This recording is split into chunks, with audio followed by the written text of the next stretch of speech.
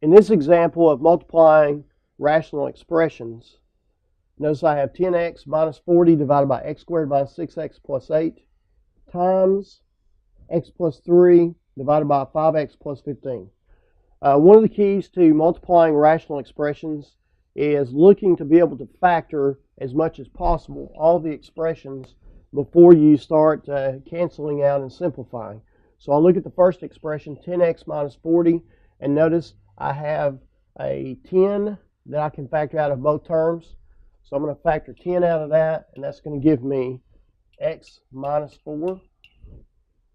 And then on the bottom, notice I have a quadratic, x squared minus 6x plus 8. The leading coefficient is 1. So I'm going to factor that into x and x for x squared. And then I need factors of 8, positive 8, whose sum is negative 6.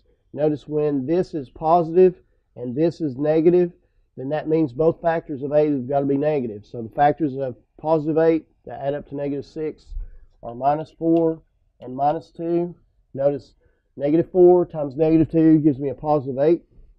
Negative 4 plus a negative 2 gives me a negative 6.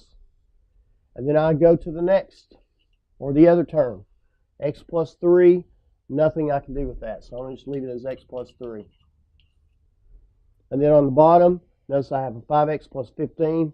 I have a common factor of both of those, which is a 5. So I'll factor out a 5. That's going to be x plus 3. Now, once I have those factored, what I want to do is I want to cancel out anything that I can. So notice I have an x plus 3 on the top here and an x plus 3 on the bottom. I can cancel those out. Notice I have an x minus 4 and an x minus 4. I can cancel those out. And then one other thing, notice I have a 5 here and a 10 here. One's on the top, one's on the bottom, so they both have a common factor of 5. So 5 goes into 5 one time. 5 goes into 10 two times. So notice everything on the top is basically canceled out now with the exception of the 2. When I cancel out that x plus 3, that actually becomes a 1.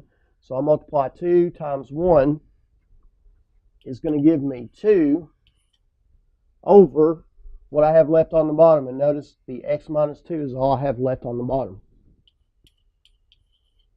So when I multiply these two rational expressions, my result is going to be 2 divided by x minus 2.